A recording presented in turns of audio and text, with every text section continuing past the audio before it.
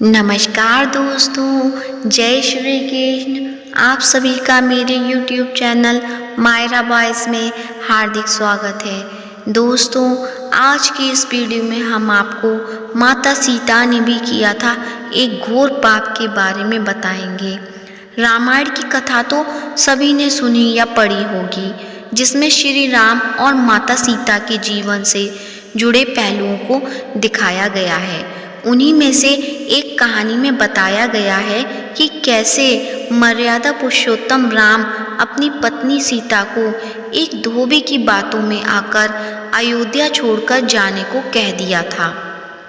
लेकिन क्या आपको पता है कि वो धोबी के रूप में जन्मा एक पक्षी था, जिसके शाप की वजह से ही माता सीता को वन में भटकना पड़ा था।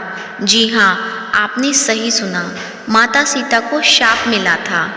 आज हम आपको बताएंगे कि देवी सीता को किस पाप की सजा मिली, जो उन्हें वन वन भटकना पड़ा।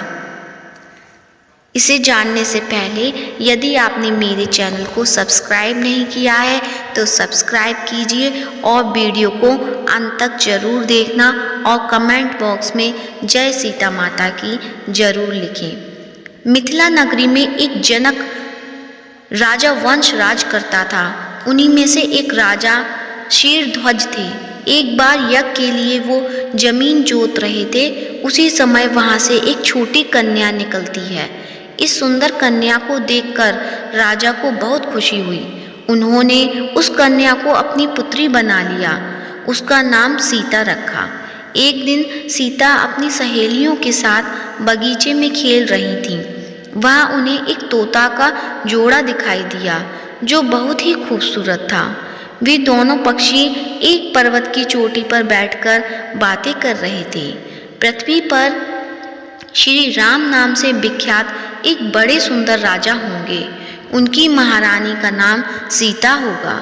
श्री राम सीता के साथ कई वर्षों तक राज्य करेंगी। धन्य है वे जानकी देवी और धन्य है वे श्री राम। तोते की ऐसी बातें सुनकर सीता ने सोचा कि ये दोनों तो मेरे ही बारे में बातें कह रहे हैं। इन्हें पकड़कर मैं इनसे अपने जीवन से जुड़ी सारी बातें पूछ सकती हूँ। इसलिए उन्होंने अपनी सहेलियों से उन दोनों पक्षियों को पकड़कर लाने को कहा। उनकी सहेलियाँ उस पर्वत पर गईं और दोनों पक्षियों को पकड़कर ले आईं। माता सीता उन पक्षियों से कहती हैं कि तुम दोनों बहुत सुंदर हो। देखो, डरो नहीं, मैं तुम्हें कोई नुकसान नहीं पहुंचाऊंगी। तुम बस मुझे ये बताओ कि तुम कौन हो और कहाँ से आए हो। राम कौन है और सीता कौन है, तुम्हें उनके बारे में कैसे पता है। माता सीता के पूछने पर दोनों पक्षी बताते हैं कि एक बहुत विख्यात महर्षि वाल्मीकि हैं। हम दोनों उन्हीं के आश्रम में रहते हैं। महर्षि ने रामायण का नाम एक ग्रंथ लिखा है, जिसका पाठ उन्होंने अपने शिष्यों को भी कराया है। उन पक्षियों ने सीता को यह भी बताया कि इस ग्रंथ में महर्षि वाल्मीकि ने बताया है कि महर्षि ऋष्यशृंग के द्वारा किए गए पुत्रेष्टि यज्ञ से प्रसन्न होकर भगवान विष्णु, राम, लक्ष्मण, भरत और शत्रुघ्न ये 4 मानव शरीर धारण कर पृथ्वी पर जन्म लेंगे। बड़े होने पर श्री राम महर्षि विश्वामित्र और अपने छोटे भाई लक्ष्मण के साथ हाथ में धनुष लिए मिथिला आएंगे और शिवजी के धनुष को तोड़कर सीता से विवाह करेंगे।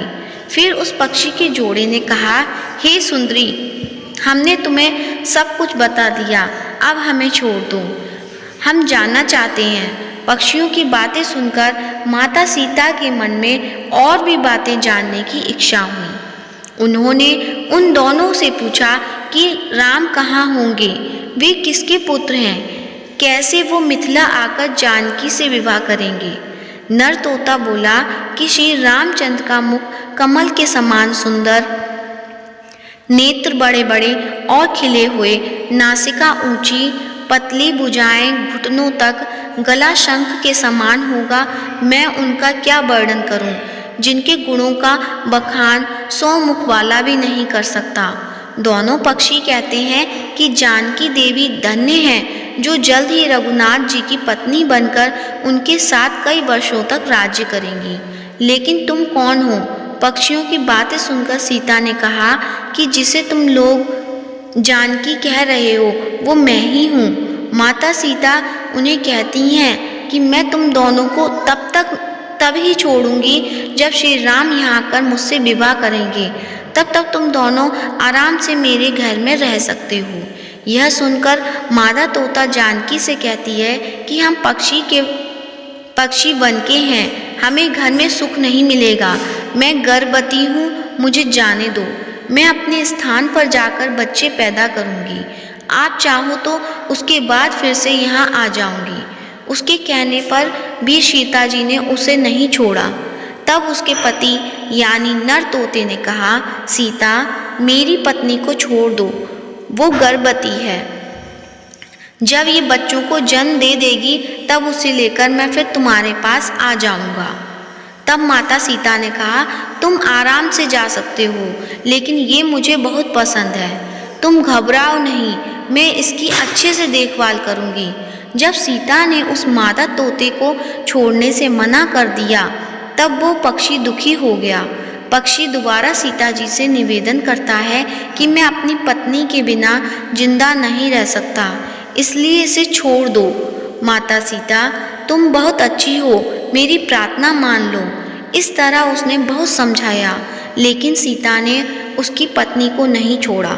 तब माता पक्षी ने क्रोध में सीता को शाप दिया कि अरे, जिस प्रकार तू मुझे इस समय अपने पति से अलग कर रही है, वैसे ही तुझे भी स्वयं गर्भवती की अवस्था में श्री राम से अलग होना पड़ेगा।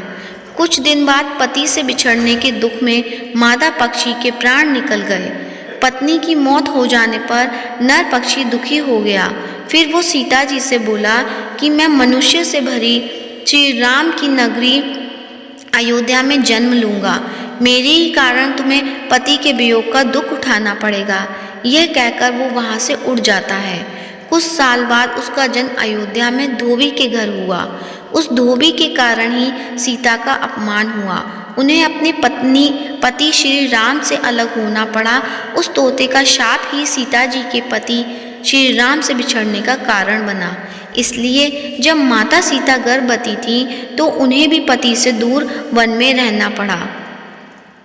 आपने अक्सर लोगों को कहते सुना होगा कि हमें अपने कर्मों का फल हमें यहीं मिलता है। इस कहानी से ये बात सिद्ध भी हो जाती है कि कर्म के फल से कोई भी नहीं बच सकता, फिर चाहे वो भगवान राम हो या सीता, सभी को अपने कर्मों का फल भोगना पड़ता है। दोस्तों, कथा अच्छी लगी है तो वीडियो को जल्दी से लाइक कीजिए, ज़्यादा से ज़्यादा शेयर कीजिए। यदि आप मेरे चैनल पे नए हैं तो चैनल को सब्सक्राइब करें। धन्यवाद।